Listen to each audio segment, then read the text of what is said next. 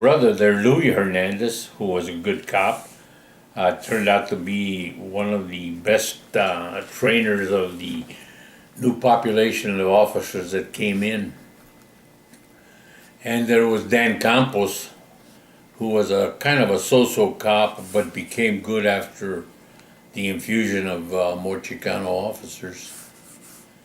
The Community Alert Patrol, again, there was Sofia Mendoza and Gilbert and Fred Hirsch and Mr. Montgomery, Shirley Trevino, and Ernestina Garcia, and quite a few volunteers from San Jose State College at the time. And we'd go out Fridays, Saturdays, and Sundays. We had about 5 or 6 cars on the road. Everybody with communication to the central office, which was a Maxa building on 13th Street. And we had recorders and we had cameras.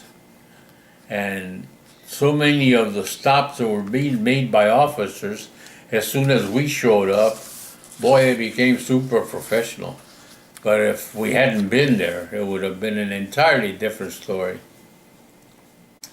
On the Community Alert Patrol, we had Maxa meetings at the Maxa building on 13th Street. We'd get together Friday, Saturday, and Sunday, and we would devise a plan of who was going to be in what car and what section they were going to cover. We covered First Street, we covered the old intersection, and more importantly, we covered the east side around James Lick High School, and all the way down to, say, the Bayshore Freeway. And any incident that we heard on the police scanner, we would proceed to check what was going on. If it was just a simple traffic stop, we'd watch it for a while and then take off. If it was a stop for somebody got caught with an open container, we would stay there and film it and record it. And the police didn't like it, but they acted at their best behavior. We still had Bart Collins, who was the chief of detectives, complaining. When Joe McNamera came on in 1976, I was at Maxa for already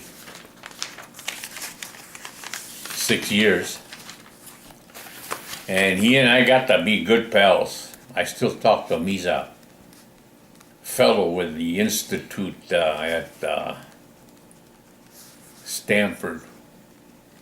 What's the name of it? It's the those guys that get together and fool around with different ideas. The Hoover Institute? Hoover Institute, that's what it is. Anyway, Joe's worked there, as far as my understanding of his conversation, is he's involved in trying to figure out the massive drug problems that we have in this country.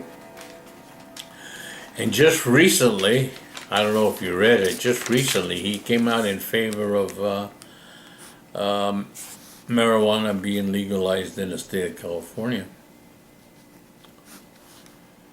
He said that marijuana was not as bad as Jack Daniel's whiskey, and that the billions of dollars that had been spent trying to control it has done nothing more than make it grow and created a whole bunch of crime from the standpoint that there are people here that say, well, it's Mexico that where all this drugs are coming from.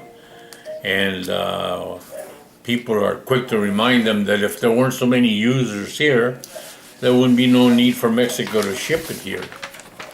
So the problem is trying to work on prevention.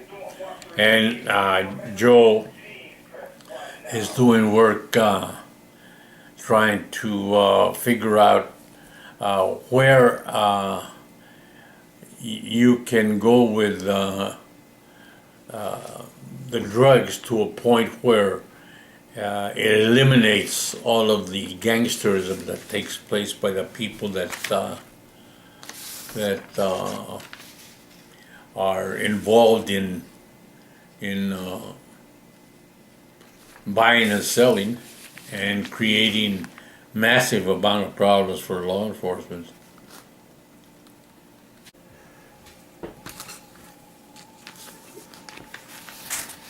You were talking about meetings with community people. Yeah, that was a United People Arriba group that maybe lasted about a year. Which year was that? I would say late 60s, maybe 69. Anyway, somebody got permission to use the conference room or auditorium at Lee Matson Junior High School on the East Side. And we had some meetings there with large groups of people after we advertised. First meeting had an attorney that was explaining in English all of the intricacies of rental agreements, late payments in rent, 3-day notices to pay rent or quit, eviction, etc. And I was his interpreter. I'm not a very good interpreter, but I think they got what I meant. And it helped a number of people that were late in paying their rent and had gotten notices, etc. This attorney would do quite a bit of pro bono work for some of the poorer folk. What was his name? I can't remember. He was an excellent attorney, and I can't remember his name. I think his first name was Robert, but I don't remember his last name. Anyway, the following meeting, which was about a month after that, we had a large crowd, and there was a doctor there explaining the conditions, especially of the children in the area, and the deficiencies in their health care. At that time, maybe 75–80% of 5-year-olds that were getting ready to enter kindergarten had not been immunized, not one single shot. And I think it wasn't too long after that that schools started requiring that the child starting kindergarten bring records of full immunization. That helped an awful lot, because after that we had the county go out to several schools or nonprofit agencies, and they would do like a full Saturday of immunizations and dental work. No charge to all of the people that showed up. You didn't have to prove if you were rich or poor or without health insurance. They just took everybody that came by and mostly concentrated on children and children's immunizations. We had a meeting after that for community organization and how parents needed more involvement in the schools that their students attended, to make sure that the people in administration and the teachers understood that your interest would ensure that their child got a better education than if they didn't show up. We had maybe 6 meetings altogether before the organization disbanded, and we went on to other things. There was at the time that I was getting ready to go to work for Charles Knight at San Jose Unified.